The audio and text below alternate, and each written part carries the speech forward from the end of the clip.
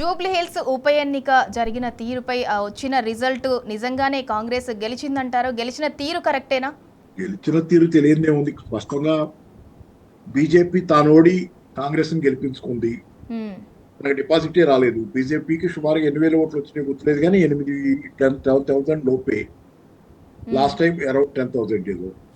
Last time 2023లో ఇదే అభ్యర్థి దీపక్ రెడ్డి బీజేపీకి. అప్పుడు ఆయనకి 25,000 పైన వచ్చినాయి, 25,500 దాకా వచ్చినాయి, ఆ పైన కూడా వచ్చినాయి. ఇప్పుడు అంటే 15,000 తగ్గినాయి, డిపాజిట్ రాలా ఈసారి. అంటే ఏం జరిగినాయి? 15,000 ఓట్లు ఎడిపోయినాయి. ఎందుకు డమ్మీగా పనిచేసింది బీజేపీ? ఎందుకు అలా డమ్మీ క్యాండిడేట్ లాగా చేసుకుని తన క్యాండిడేట్ని? రెండోది ఎంఐఎంకి 2023లో ఎన్ని ఓట్లు వచ్చినాయి? 7,000 చిల్లర వచ్చినాయి.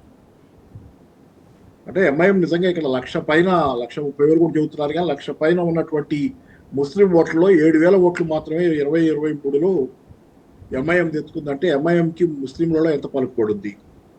సరే, అది షేక్పేటలో మొత్తానికి ఏదో ఆప్సపాలు పడి దొంగోట్లు వేయించారనేది బలంగా వస్తున్నటువంటి వార్త. షేక్పేట యాక్చువల్గా బీఆర్ఎస్ బలహీనంగా ఉందని మన దాసోజు గారు కూడా అక్కడ వ్యాఖ్యానించారు. మాకే కొంచెం తక్కువలో ఉన్నాం అన్నట్లు అన్నారనేది నిన్న ఇవాళ పొద్దున ఏదో టీవీ ఛానల్లో ఎవరో చెబుతూ, అంటే మన రిపోర్ట్ ఒక ఆయన అంటున్నాడు. సో అయితే మరి అంత బలహీనంగా ఉన్న చోట తేడా ఎంత ఉంది? ఫస్ట్ రౌండ్లో షేక్పేటలో తేడా ఎంత వచ్చింది? 40 ఓట్ల చిల్లర, 40-50 ఓట్ల లోపు రెండు పార్టీల మధ్య తేడా. అంటే బీఆర్ఎస్ బలహీనంగా ఉన్నదని అనుకున్న చోట, షేక్పేటలో ముస్లింలు ఎక్కువ మంది ఉన్న చోట అనే చోట ఎంఐఎం కేంద్రీకరిస్తే వచ్చిన మెజారిటీ కాంగ్రెస్కి దాని అక్కడ 47 ఓట్లు, 40-50 ఓట్ల లోపు. అంటే ఎంఐఎంని ఎవరు వింటలా పట్టించుకోవట్లా.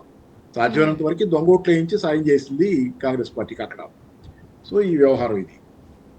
సో బీజేపీ అదే కాంగ్రెస్ గెలిచిందని ఎలా అంటాం? నిన్న జరిగిన అరాచకాలు ఒకటారా?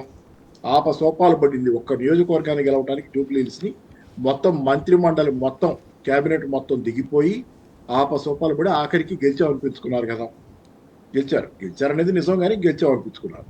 సో ఆ గెలిచిన దానిలో ఎన్ని అవకతవకలు, ఎన్ని పేపర్లో ఫోటోలు అయితే అబద్ధం ఆడవు కదా. పత్రిక రాసుకునే వార్తలు అయితే ఏ పత్రిక పార్టీకి రాసుకుంది అనుకోవచ్చు, ఫోటోలు అబద్ధం ఆడవు కదా. నిన్న జరిగినటువంటి ఇప్పుడు ఎదురుగా కూడా పట్టి ఎన్ని ఉల్లంఘనలు, ఎన్నికలు కాదు అది, ఎన్నికలు జరగలే అక్కడ, మొత్తం ఉల్లంఘనల పర్వం అది.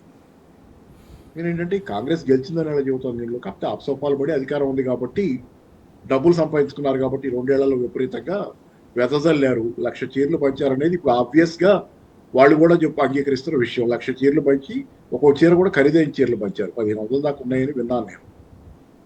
అలాగే డబ్బులు మంచినీళ్ళ ప్రవాహం లాగా దారిన పోయే వాళ్ళ కార్లు ఆపి మీకు ఇక్కడ ఓటు ఉందని అనటం, జూబ్లీ హిల్స్లో డబ్బులు ఇచ్చేయటం, కార్లలో పోయే వాళ్ళకు కూడా. ఈ రకంగా డబ్బులు ఒక రకమైన వరద ప్రవాహం లాగా వదిలిపెట్టి, అటు బీజేపీ సాయం ఒక పక్క తీసుకొని, ఎంఐఎం సాయం ఒక పక్క తీసుకొని ఇది చేస్తే ఈ రకంగా బయటకు వచ్చింది. కాబట్టి కాంగ్రెస్ గెలుపు అనరు దీన్ని. నైతికంగా పూర్తిగా పరాజయం చేసి దిగజారిపోయినటువంటి పరిస్థితి. దిగజారిపోయిన పరిస్థితిలో గెలిచిన కాంగ్రెస్ ఇప్పుడు రేపొద్దున జీహెచ్ఎంసీ ఎలక్షన్ వస్తే 26-24 ఉన్నాయి కదా మొత్తం నియోజకవర్గాలు, అసెంబ్లీ నియోజకవర్గాలు. జీహెచ్ఎంసీ పరిధిలో 24 దాకా ఉన్నట్టున్నాయి.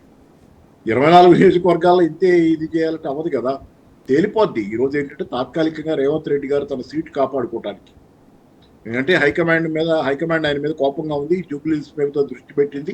ఏమైనా తేడా వస్తే ఆయన సీటు కదులుద్దని అనేది చాలా మందికి ప్రచారంలోకి వచ్చింది. కాబట్టి ఏంటంటే ఆయన సీటు కాపాడుకోవాలంటే ఈ రకంగా దింపాలి. కాబట్టి నా సీటే కాదు, మీ అందరూ కూడా పోతారు క్యాబినెట్లో, ఎవరికి ఏ సీటు ఏ పదవి మిగలదని బెదిరిస్తే దిగారని అనుకోవాలి. అందరూ కలిసికట్టుగా చేసి మొత్తం మీద ఏంటంటే రేవంత్ రెడ్డి గారిని వాళ్ళ ఆయన్ని గట్టెక్కించారు.